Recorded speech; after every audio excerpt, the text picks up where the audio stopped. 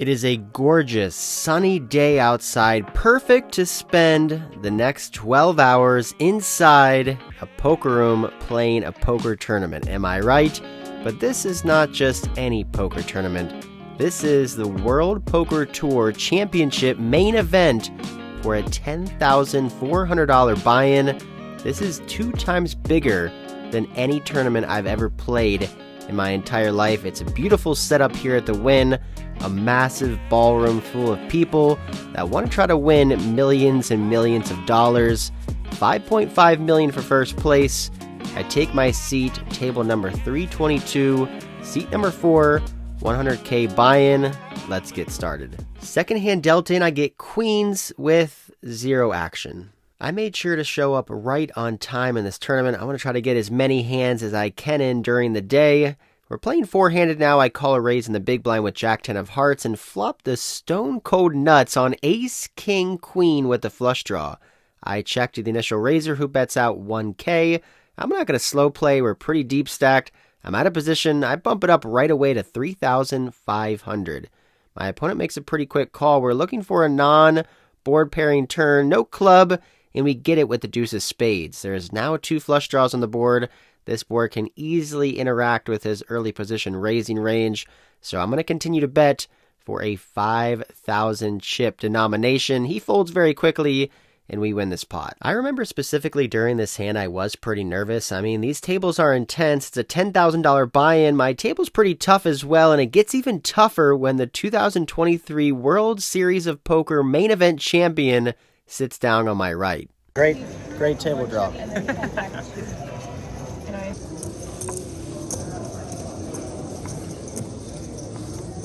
Second big pair of the day, under the gun raises to 1,200. I 3-bet to 3,500. The button makes the cold call and the under the gun player folds. So we're heads up, out of position, 3-bet pot with kings, 2, 8, 4, 6 with 2 diamonds. A pretty wet and connected board. I go back and forth whether I want to bet this flop or check. Given the fact that it's a 3-bet pot, I'm out of position, and the button player is quite aggressive, has been betting and stabbing quite often throughout this first level. I decide to slow play here and check. I also have the king of diamonds, so I'm not afraid of a diamond coming. He bets 3K, and I make the call. Turn card 3 of clubs. I continue in flow and check over to the button, who now bets out 11,000 chips. I am getting slightly worried here. I do think he would 4-bet pocket aces pre-flop, but you never know. From an under-the-gun open, maybe he would just flat with aces, hoping the under-the-gun player would re-raise. I don't think he has a bigger overpair than me a lot of the time, but he can have all the sets here. 4s, 8s, 6s, even a straight. I don't think check raising is the right option. I think just check calling is fine. I can also allow him to bet worse hands and continue to bluff on the river. So I just take my time, even though I know I'm calling in this situation. Wait about 30 seconds, and then put in 11,000 chips. Going to a very good river, a 6. I consider leading out, but I check. He instantly checks back, which means kings are most likely good, which they are. And just like that, we win a decent pot. Level number 2 of the day. Chips are going in our direction. Things are going pretty well so far. Next up, the WSOP champ Espen raises to 1,500. Kings again for me. I 3-bet to 4,000. This time, no action, but chips are chips. I'll take it. This next hand is a fun multi-way spot. Hijack raises, cutoff calls. I call on the button with ace 3 of hearts, and the big blind calls as well. King 6-4 with 2 hearts, flopping the nut flush draw. Very, very strong hand for me. Big blind checks. Initial raiser puts out a very small bet of around 1/4 the size of the pot. Cutoff player folds and back over on me. I don't think I really want to be raising on this flop. Given the fact that it's king 6-4, I shouldn't really have any 2 pairs in this situation. This board should favor my opponent with having aces, kings, and ace-king. So I just make the call and the big blind folds. We are now heads up in position looking for a heart. We do not get that, but we do improve now to a straight draw. My opponent now slows down and checks over to me. I think this one is close between betting here or checking. If I bet, I can get him to fold out better ace-high hands. Maybe get him to fold out pocket pairs underneath the king, but we'll probably have to fire out twice for that. My hand's pretty good. I don't want to get check raised, so I check behind.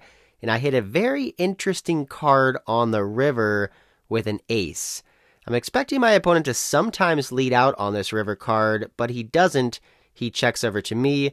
Given the fact that he did not bet the turn and then now is checking again on this river, I just think we have the best hand here almost 100% of the time. When you feel like you have the best hand, you've got to bet it. So that is what I do. I put out a bet of 10,000 chips. He thinks for a little bit of time and calls. Ace-3 is good. And 3 for 3 so far on the day. Things are going good, which leads us in to the first break of this tournament. Hey, how's it going? It's like not super hard. I feel like they should play more down more. Back from break with 120k in my stack going into level 400, 800. Interesting spot against a recreational player when he raises early position to 1600. A min raise and I complete in the big blind. We flop bottom 2 pair on ace, jack, 9. I check over to him. The reason I say recreational player is because he is the only non-professional poker player at my table. It's a pretty tough tournament. He bets out 1700 and I check raise here to 4k with my 2 pair, thinking he'll call with all of his ace x hands. I can get value from straight draws, maybe even a jack x holding as well. He does make the call for 4,000 and the turn card is not good for me.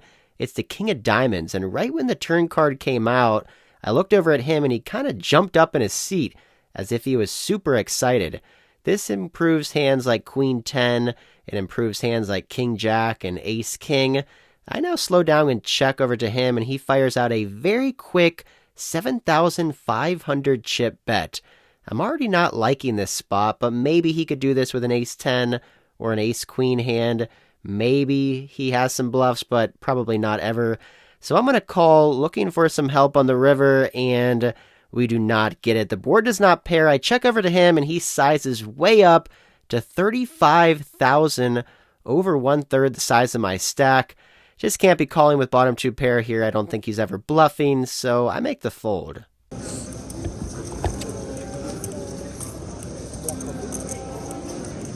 Queen 10, good. That was a pretty frustrating hand. I'm almost positive I had the best hand on the flop. That turn card probably improved him to 2 pair or a straight. Oh well, just got to get my mind right and go on to the next hand. Next up, the blinds are at 400, 800 still. Under the gun raises to 1600, 2x. Under the gun +1 folds, and I'm under the gun +2 with ace, king of diamonds. I elect just a flat call here from an under the gun open from a player who's only played a few hands in the last 2 hours. I get rewarded when the flop comes out king high, giving me top pair, top kicker. My opponent bets out 1,200 and I make the call. Turn 3 and he checks over to me. Now the question is, we slow played pre-flop. We have an extremely strong hand on this board. Should we continue to slow play and check, or should we bet? I do think it's kind of hard to get 3 streets of value from a worse hand on this particular board, especially once he checks the turn. So I think checking here on the turn, looking to get extra value on the river is a fine play, so that's what I do. The final card is the 6 of clubs. And now my opponent from under the gun, who bet the flop and checked the turn, leads out for not too big of a bet. He makes it 2,600. I think about just snap calling right away, but then I start to think, you know what?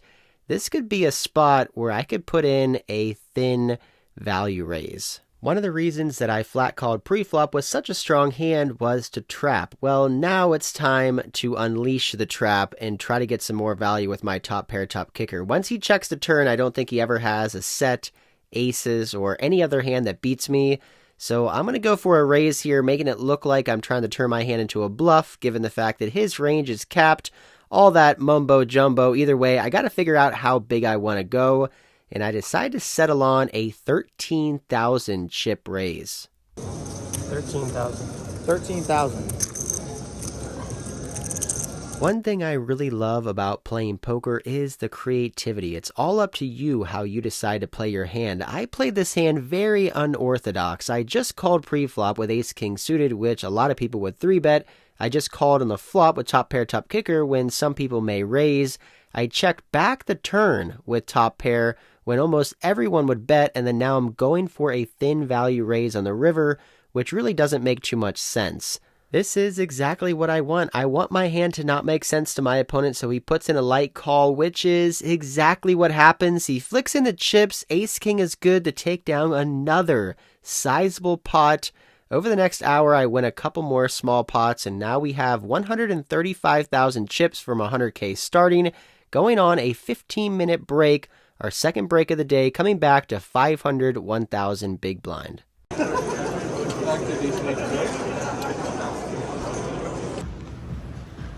All right, so far, so good. We've made it to break number 2. I have around 130,000 chips from 100K starting stack. That's going to be good for around 100 big blinds after this break, so I'll take it. Everything has just been going pretty smoothly so far. No bad beats. Won some pots, picked up some decent hands. I did have to make a big fold with Jack 9 of hearts. My table draw is not the best. I was playing with the main event champion and a couple other good, solid pros at my game, so there isn't a ton of splashy players, which could be good because I feel like that kind of reduces the variance. When you're playing against a lot of crazy splashy players, the higher the variance is a lot higher. Either way, going back now after break, just trying to make it a dinner break, and then day number 2, let's go. Playing poker tournaments for me is a never-ending trial and error. I feel like I make a lot of mistakes every single time I play, but I am trying to learn from those mistakes. All right. Back from break now, moving on to the next hand. There's an early position raised by a WPT former champion. The reason that I know this is because they were talking about it at the table. I looked down on the small blind at ace-queen suited, a very powerful, nice-looking 2 sets of cards. In a cash game, I would almost always 3-bet this, but in a tournament, I'm not really sure what to do. Around 80 big blinds effective. I could 3-bet, but then I'm going out of position in a bloated pot versus a WPT former champion who has way more experience in tournament poker than me. I have been trying to play more small ball poker, especially versus these top-notch pros, so I elect just to call in the small blind, and the big blind completes 3 ways to 6 ace, flopping trips with a queen kicker for me. I check, big blind checks, initial raiser puts out a small bet. Don't think raising really accomplishes much here, so I just make the call and the big blind folds. We are now heads up to an 8 on the turn. The flush draw does miss. I'm going to continue to check and flow over to my opponent who does not check and flow. He puts out a bet of 12,000 chips. Now we do have trip aces with a queen kicker. We're beating every other kicker except for ace-6 and ace-8 and ace-king. I think it's possible he could have pocket 6s here sometimes, pocket 8s here sometimes, but once he bets in the 2 people and then continues again here on the turn, it's definitely possible he could have a hand like pocket 10s, jacks, queens, or kings. He could have a flush draw. He could have a weaker ace. I'm never folding, but like I said on the flop, I don't think a raise is necessary. I feel like if we raise, we only get called by hands that we're losing to. In a tournament, I'm trying to preserve these chips. I don't want to go blast off my entire stack with a non-nutted hand this early on, so I just make the call for 12,000, going to the final card, which is an offsuit 4. I continue for a third time to check and flow. If he does bet this river, he's going to be representing pretty strong hands. I don't think he'll go for 3 streets with a hand like jacks, queens, and kings. The front door club draw does miss, so he could be bluffing at that if he bets again. We are losing to some better aces, ace-king, ace-8, ace-6, now ace-4. But I can't really be scared of monsters under the bed. I'm going to stick with the plan. I check. If he bets, I'm just going to snap call. And he does bet for a pretty hefty sizing. 36,000 chips. Never folding here once I slow played pre-flop. So I put in the call and get shown ace-6 suited for a flopped full house. Trips for me. Full house for him. Man, that is a sick cooler in a tournament. I lose over 50K in my stack. Man, that was a brutal one. Losing over 50K in that pot hurt, but luckily I still have 83K left in my stack from 100K starting, which is good for around 50 big blinds. Next up, just a few hands later, there's a raise from middle position to 3,500. It's now my turn to 3-bet a strong hand. Ace-king offsuit, I make it $10,500 to go. Back over to my opponent who goes into the tank for a very long time. He is thinking for over a minute. He covers me in this spot, and eventually he puts in the call. Heads up here in position to a board of 5, 6, 8 with 2 hearts. I would say this is one of the worst boards possible with ace king, no heart.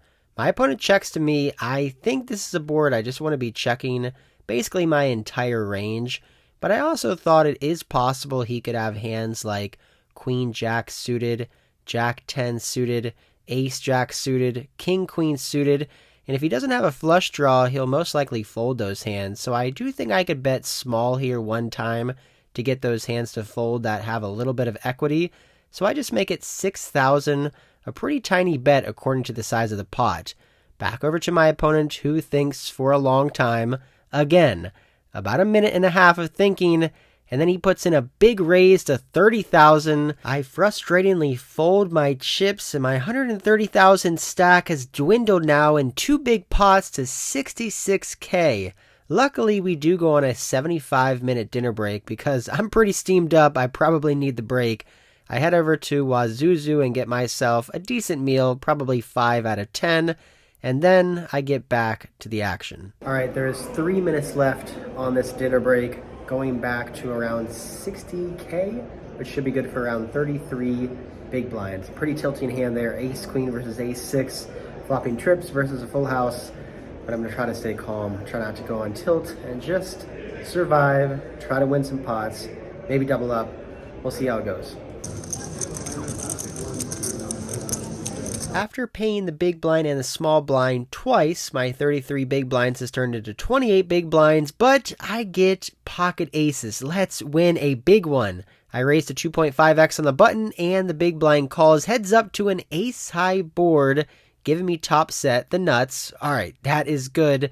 However, it's going to be kind of hard to get called by worse hands. I basically have everything on this board, but I'm not going to check. I bet out 1.5 big blinds here, 3,000, just praying that my opponent has an 8 or a flush draw, maybe the last ace. Maybe I can double up here, but that doesn't happen. He folds, and we win a small one. Losing a small pot, small blind versus big blind, we've shrunk to 50,000. Still good for 25 big blinds in a tournament. That's a lot. Next up, I've got pocket sevens, and I raise, get one caller, and flop a boat on 7-2-2. Oh, baby, that is a good flop. Maybe one time he flatted me pre-flop with a big pocket pair. I'm not going to check a hand this strong. He still has a lot of hands that can call. I bet very tiny. The smallest you can bet in a tournament, 1 big blind.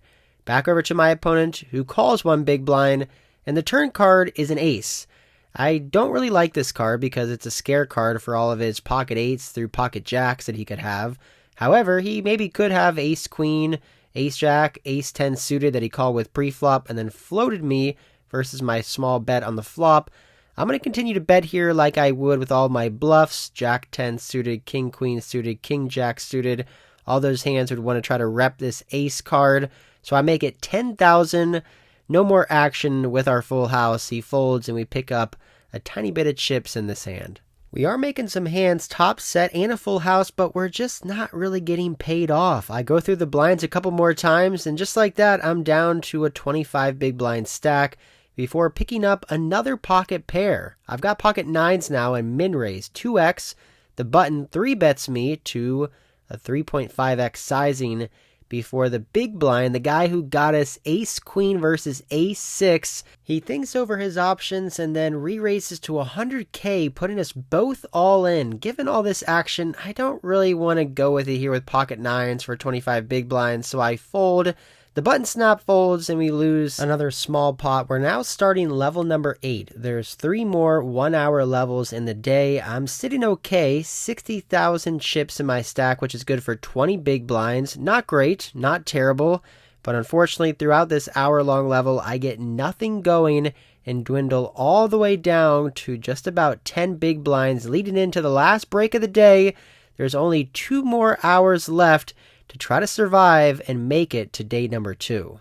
I knew when I registered for this $10,000 WPT main event tournament that it would be tough, but man, it is tougher than I thought. My entire table is full of pros. I started off good before dinner break with over 130k in my stack, and now I've completely dwindled all the way down to 9 big blinds. It's pretty frustrating, but just gotta try to keep my head in the game. You never know what could happen in these tournaments. With 9 big blinds left in my stack, there's a raise from a middle position player, and I peel back pocket 7s. This is it. This is go time. 9 big blinds. I am all in. All in. In this situation, we are not looking to be called. It would be great if everybody just folded their cards and we took down over 4.5 big blinds. That does happen all the way back over to the initial raiser. It's 7 more big blinds for him to call. He's got around 200k in his stack. He's been crushing it so far this day.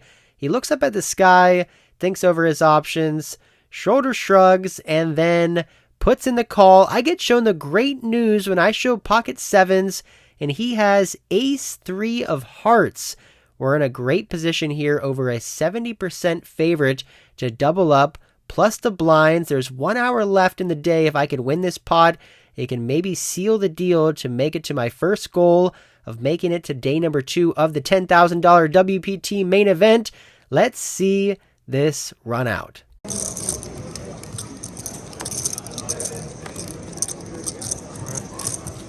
luck.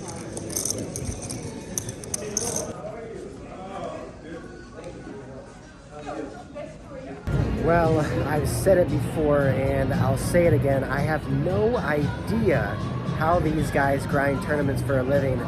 Oh my God, that was frustrating. Jesus, I got here this morning at 11 a.m. It's now 9:15 p.m. Grinded that tournament all day long just to end up busting out 7s versus ace 3. Started off pretty good there. I got pocket kings, ace king, built up my stack to 130,000, and then big cooler, trip aces versus a full house. That kind of just knocked the wind out of me. Couldn't really get anything going after that. Folded for like hours and hours.